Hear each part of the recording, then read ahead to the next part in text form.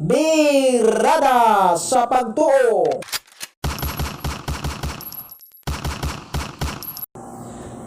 Mayong adlaw kanatong tanan. Welcome sa atong tulumanon ang birada sa Pagtuo. Sige hapon ning inyong ubos nga alagad si Brother Eugene Gapo, Membros Catholic Faith Defender, Zamboanga City Chapter. Sa tanan nga mga kinatibuk ang puwersa sa tibuok Catholic Faith Defender nining atong simbahang Katoliko magkanunayon sa pagdepensa sa atong Pagtuo. Mayong adlaw ug mayong pagpaminaw ninyo. Hinaut na tas mayong panglawas manghigala. Taliwala nining mga giatubang sa naturon nga mga problema. Nga unta ang Dios kanunay magauban kanato. Kanunay magauban kanato angtod sa katapusang gutlo nining atong kinabuhi. Hinaot unta nga nata sa nata ron sa mga kapiskay sa ato nga panglawas. Bueno, nataya angayan natong hatagag husay mga higala kining isyu tubag kining atake sa atong mga kaigsuonan nga Adventista.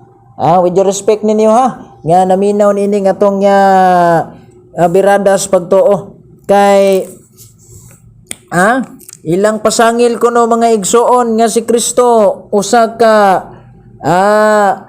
Adventista, usa ka Sabadista kay nipahulay kunog Sabado. Unsa ka tinuod niya?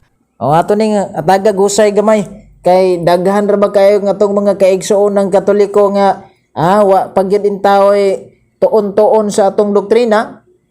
Daw na nga dali kini lang mailad. Onya ato ning taga-agusay unsa ka tinuod nilang isyu mga higala. Ang ilang paboritong tekstong gikutlo kaning niya sa Lucas kapitulo 4 bersikulo 16. Ngano kani nga paborito man ni unya taman ra pud sila 16 mga higala. Nagapos ra gid sila 16. Mo ni nga ang ilang pagsabot taman ra pud diha. Kinahanglan gani kung magtuon gani tag Biblia, ato gining i-contextualize. Aron ang atong salabutan og gunahuna, di gyud ma-out of context. Bueno, ang Lucas kapitulo 4 bersikulo 16, mao ni ang giingon sa balaang kasulatan. Onya miadto si Hesus sa Nazaret, diin siya nagdako. Og sumala sa iyang naandan, niadto siya sa sinagoga sa adlaw nga igpapahulay. Dam ni period. Taman ra pud siya din taman ra pud sila din his period mga igsoon. Wala nila gi-contextualize dayon ang konklusyon. Tanawa ras Kristo ingos naandan niadto gyud sinagoga sa adlaw nga igpapahulay mo ng Adventista Dios Kristo. Mo ni ilang katarungan mga higala. Onya atong ipadayon mitindog siya aron pagbasa sa kasulatan. So naay period. Pero ang sumpay mitindog siya aron pagbasa sa kasulatan. Taman ra pud sad sila diha. Ang 17 wa na nila basaha ngadto sa katapusang bahin sa istorya kining ni ang 30, bersikulo 30. Mao nang ilang pagsabot out of context kay tanan. Nga ila gid taong gipamutol-putol ning mga kining ni ang nakasulat din his Ebanghelyo ni San Lucas. Anong putol-putolon man gud? O di man kumpletohon. Ano sila gatan-og salida ba? O putol-putol. Dili nila humanon og lantaw kung sa gyoy nahitabo sa kinatibukan nga istorya. Amo nang ato ning tiwasog basa mga higala. Unsa gyud ning kinatibuk kang istorya niini. Okay. Aron di tama limbungan. Sa bersikulo 17, atong ipadayon og gitunol kaniya ang basahon nga gisulat ni propeta Isaias. Gibukhad niya ang nilukot nga basahon og maoy iyang gibasa ang dapit diin nasulat kini. Sa bersikulo 18 ang Espiritu sa Ginoo niya kanako gidihugan ako niya aron pagsangyaw sa mayong balita ngadto sa mga kabos.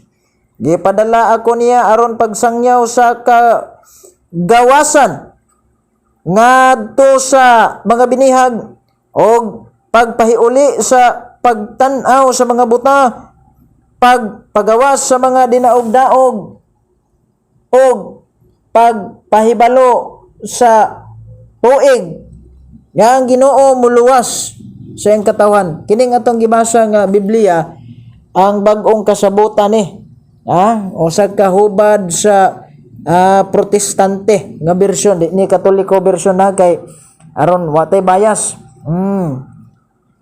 Mao na nga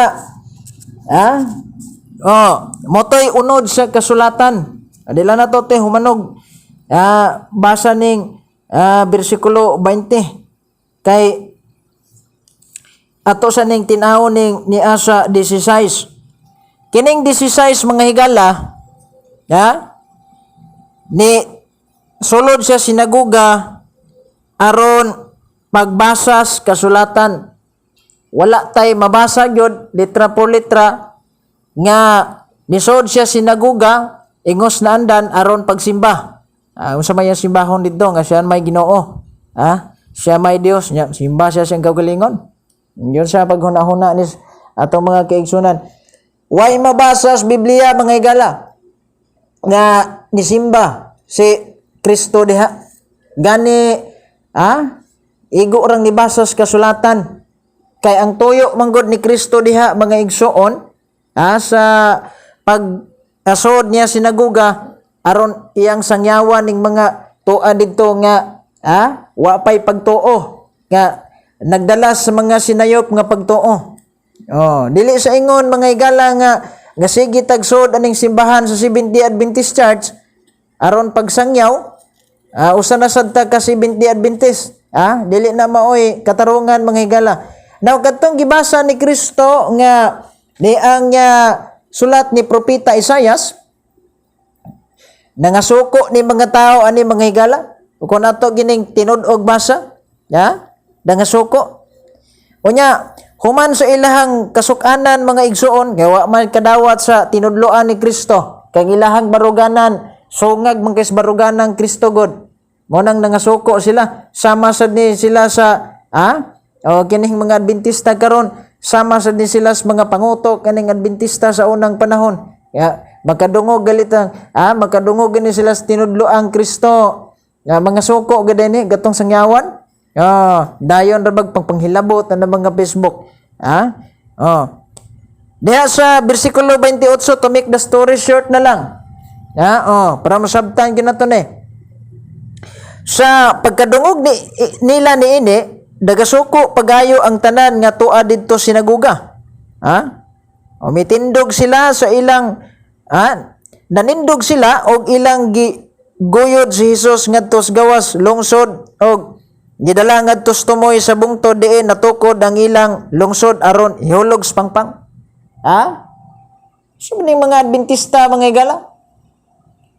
Og tinud-anay pang si Kristo usa ka Adventista ni pahulay ni simbag Sabado. Ingon ani dani mga Adventista? Humagbasa sa kasulatan ni Kristo. Patio ng Ginoo. Pastilan. Gusto tag katawanan man ning inyo oy.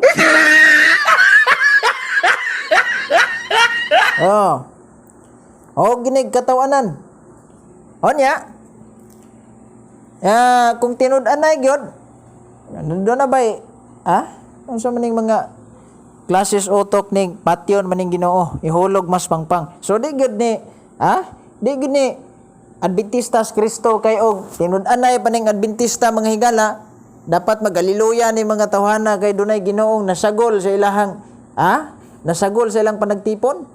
Pero ngano man wa kadawat ang Ginoo sa ilahang panudlo mo nang giadto ginang Kristo kada kay didto kini man mga Pariseo mga higala magtapukan ginis adlaw ng Sabado kay mo gini ilahang gibalaan sunod ni sila sa mga balaod sa una pa og buot ginato kay mo man ni ilahang gibalaan gyud ya mo nang si Kristo iyagyong gituyo mga higala pag adto sinaguga adlaw Sabado kay didto gid ni Kristo mahimamat ni mga tawhana aron matudloan. Sama bag tabo-tabo.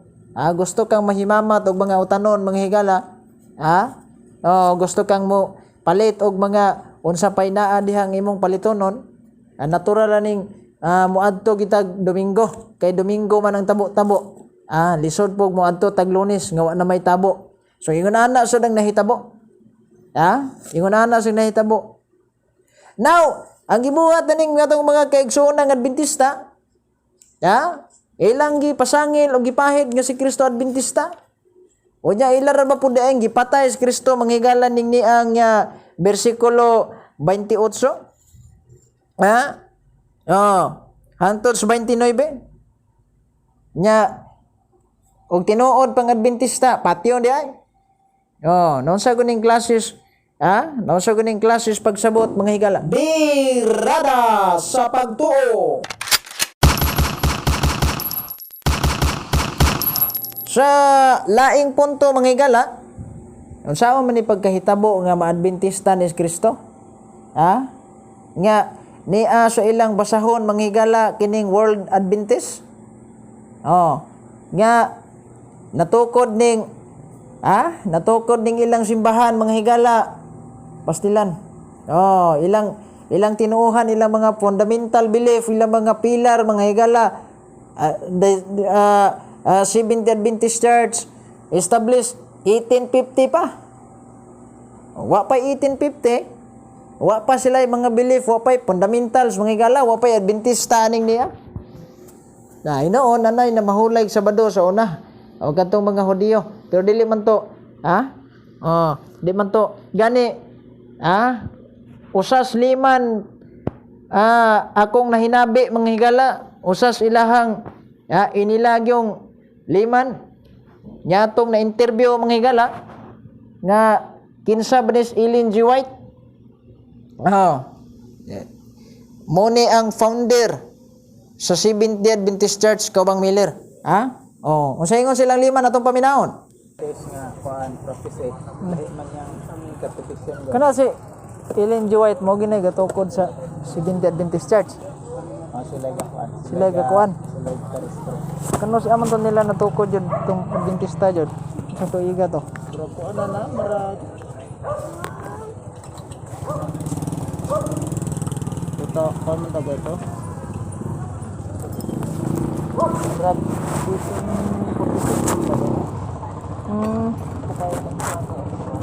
1846. Mao di ay.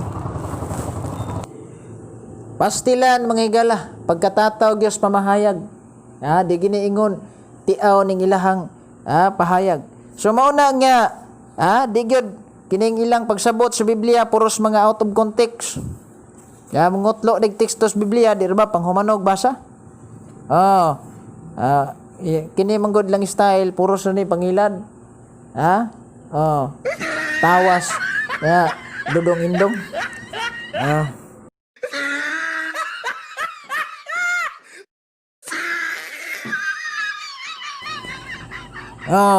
Munang ilaha nga. Puro sa na ilaha pangilad. Now sao man ni pagkahitabo aning unsao man ni pagkahimo ng Adventista mga igsuon ni Kristo nga gani mismo ning niang wagi mo tahod si Kristo aning ilang Sabado. Sa may gingos Biblia sa Juan kapitulo 5 bersikulo 17. Busa si Jesus nitubag kanila, ang akong amahan nagbuhat hangtod karon. Busa ako nagbuhat usab. Wa gihunong mga higala bisan sa Sabado. Ang gihangtudan mga higala sa pagpamuhat sa Dios Amahan mo ning adlaw Sabado. Anya, unsa may unang gihangtudan di pagka Domingo sa butabon lapod siguro nga mo na ni adlaw igpapahulay kay ang gihangtudan Sabado man.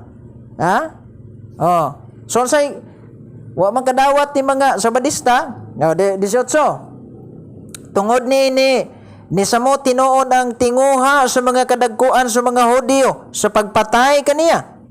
Kini dili lamang tungod kay gilapas niya ang balaod sa adlawng igpapahulay.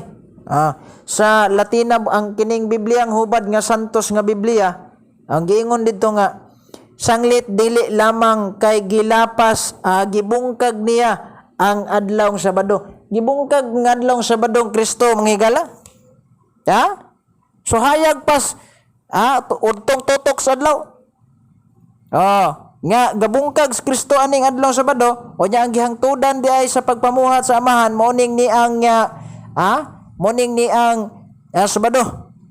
So, usabay, pagsabot aning adlawng Sabado mo gihangtudan di. Sabot-abot lang pud siguro kaing Domingo, mao na ni ang adlawng ikapito. Birada sa pagtuo. So itong maglaro, diha sa Juan Kapitulo 5 versikulo 17, ingos Kristo, ang akong amahan nagbuhat ang tod karon, ug ako usab nagbuhat. Ang gihangtudan dahil sa Dios Amahan, morning Sabado. So mo nang pagka-Domingo, tinaw pas hayag pas udtong tutok nga ang adlaw mo na ang adlawng ikapito. Kaya gihangtudan masamahan mao man dining adlawng Sabado. So therefore, di modo mga higala, daog sad ang katarungan nga si Kristo Dominguista ug dili Sabadista. Kaya og Sabadista panis Kristo, Ginoo gud siya. Ginoo gud ni. So dapat nahimong sumbanan. Kay unsa man ni Kristo man, wa man niya tahura ning Sabado. Ang gihangtudan mo sa amahan gipaglaro niya mao man dining adlawng Sabado. O way mabasang teksto, Biblia, litra por litra, manghigala, nga si Kristo nang buhat sa adlawng Domingo. Therefore, si Kristo Dominguista, kay wa tay mabasa manghigala nga si Kristo adunay buluhaton sa adlawng Domingo. Gani, ang mabasa mga igsoon sa Biblia, nga ang mga tinun-an ni Kristo nagtipon adlawng Sabado, adlawng Domingo. Diya sa Juan Kapitulo 20 versikulo 19. Unsa may giingon? Klaro kayo. Sa pagkakilom-kilom na ni adtong adlaw, mo'y unang adlaw sa semana, nagtigo mga tinun-an, gitrangkahan nila ang pultahan kay nadlok sila sa kadagkuan sa mga Hudiyo.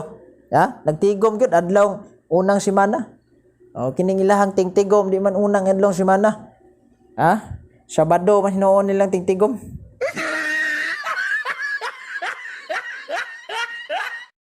Muna nga, kung musunod ni mga higala silahang baruganan nga magpagka-Hudiyo-Hudiyo ta, bisag di ta Hudiyo.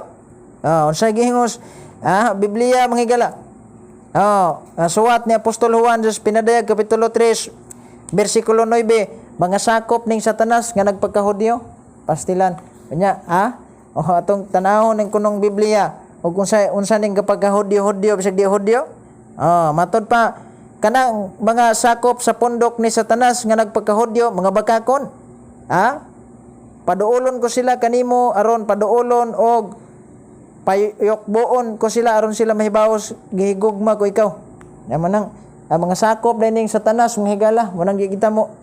Di ta magpa lingla ani mga tawhana. Birada sa pagtuo.